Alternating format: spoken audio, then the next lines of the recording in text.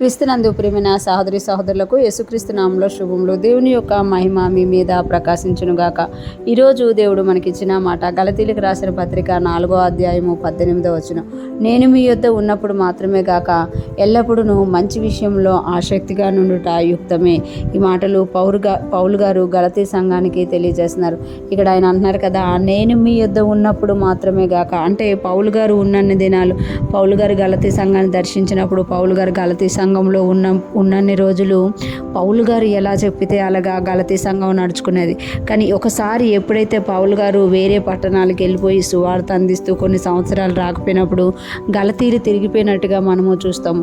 గలతీ సంఘానికి పౌలు గారు బాధపడుతూ తెలియజేస్తారు కదా, నేను మిమ్మల్ని ఎంతో శ్రద్ధగా పెంచాను, కానీ మీరు నేను ఆత్మానుసారంగా మిమ్మల్ని పెంచితే మీరు శరీరానుసారంగా పరిపూర్ణులైతున్నారు అని పౌలు గారు బాధపడినట్టుగా మనం చూడగలం. అందుకే ఇక్కడ పౌలు గారు అంటున్నారు కదా, నేను మీ యొద్ద ఉన్నప్పుడు మాత్రమే గాక. అంటే నన్ను చూసి మీరు మంచి విషయాల్లో ఆసక్తి కలిగి ఉండడం, నన్ను చూసి మంచి విషయాలు చేయడం, ప్రార్థించడం, ఆత్మీయంగా ఎదగడం కాదు. నేను మీ యొద్ద ఉన్నప్పుడు మాత్రమే గాక, అంటే నేను ఫిజికల్గా మీతో ఉన్నప్పుడు మాత్రమే గాక ఎల్లప్పుడూ మంచి విషయాల్లో ఆసక్తిగా నుండుట యుక్తమే. ఎల్లప్పుడూ అంటే ఒక దైవజనుల దగ్గర ఉన్నప్పుడు, చర్చిలో ఉన్నప్పుడు, లేకపోతే సంఘంలో ఉన్నప్పుడు, మన ఎదుట మన దేవుని పిల్లలు ఉన్నప్పుడు మనం మంచిగా ప్రవర్తించడం కాదు, కానీ అన్ని సమయాల్లో ఎల్లప్పుడూ మీరు మంచి విషయాలు యందు ఆసక్తి కలిగి ఉండుట యుక్తమే. మంచి విషయాలు యందు ఆసక్తి కలిగి ఉండడము అన్ని వేళలు ఉండాలి. చాలామందికి మనం చూస్తూ ఉంటాం కదా, దేవుని పిల్లలు ఉన్నప్పుడు ఒకలాగా, దేవుని పిల్లలు లేనప్పుడు ఒకలాగా,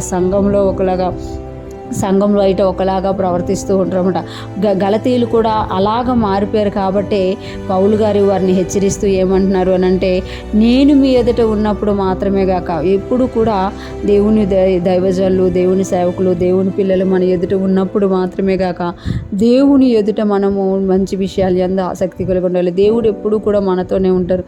దేవుడు ఎప్పుడూ కూడా మనతోటే ప్రయాణం చేస్తారు. కాబట్టి దేవుని విషయాలు యందు మనం ఆసక్తి కలిగి జీవించాలన్నమాట.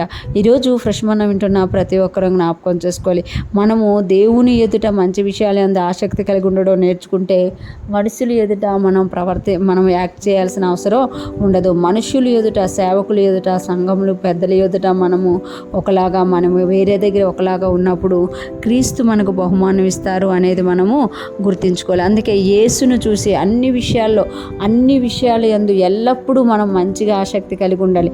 ఎల్లప్పుడూ కూడా మనము మంచి ఆసక్తి కలిగి ఉండాలి, కానీ దేవుని పిల్లల ఎదుట ఒకలాగా ఉండొద్దు అని పౌలు గారు హెచ్చరిస్తున్నట్టే ఈరోజు దేవుడు మనల్ని హెచ్చరిస్తున్నామట.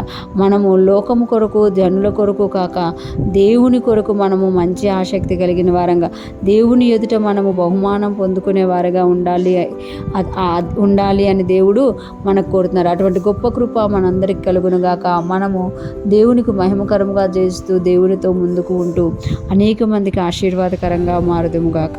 ఆమేన్.